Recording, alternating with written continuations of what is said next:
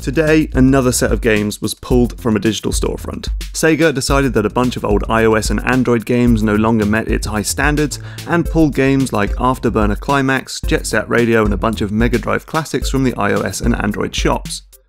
Before that, Konami yanked Hideo Kojima's Silent Hills teaser PT from the PlayStation Store, Dong Nguyen saved future generations from a Flappy Bird addiction, and Sega, an older hand at killing games at this point, tugged Outrun off Xbox Live Arcade due to expired licensing agreements with Ferrari. All of these removals are, in a word, a bummer. For anyone who bought the games, they can almost always still play them, and in most cases, they can also re-download the games to their device if they deleted the original app or changed to a new console.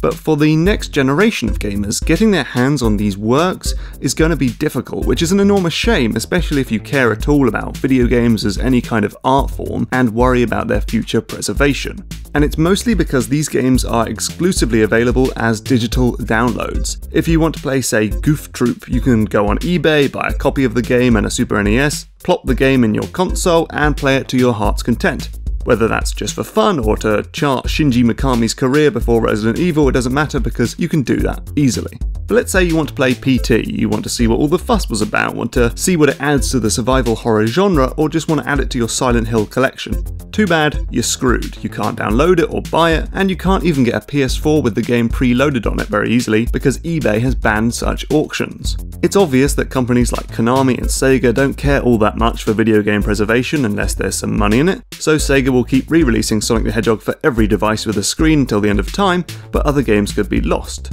especially as more developers fail to keep up their App Store license fee, or as more digital games disappear from Xbox Live or the PlayStation Store.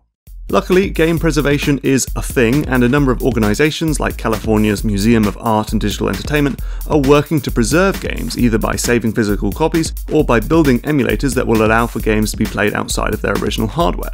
But as games become more reliant on digital technology, it will become harder and harder to preserve them. It is, for example, illegal for a preservationist to modify a game to remove defunct digital rights management, which means making a version of removed Star Wars game Tiny Death Star that anyone can play is technically breaking the law. And it's also breaking copyright law to move an online game away from dead, publisher-owned servers and onto alive ones. The Electronic Frontier Foundation is trying to change the law, but the ESA, which is a trade organisation that speaks for companies like Nintendo and EA, is blocking that fight. We might have to rely on the most unlikely historians to save our games: software pirates. These scallywags are saving copies of defunct and abandoned games for future generations to access whenever they stick an illegally distributed game up on the Pirate Bay or crack open a game's DRM to let anyone have a go. Because right now, the only way for you to play Flappy Bird is to get it from some seedy site offering a cracked version of the original app, and the only way to play Satellaview games, which were Super Famicom games that were broadcast over a modem, is to grab a ROM off the web. But hopefully the game publishers themselves will see value in keeping their games around beyond making money in some remastered version in 10 years' time. We want to see more game makers removing DRM in patches, offering the opportunity to run external servers, or just putting those digital games out in a physical form. These companies like to use nostalgia for their old games to sell us new ones, so let's hope more of them actually do the legwork to ensure those old games remain playable to all for as long as people care about them.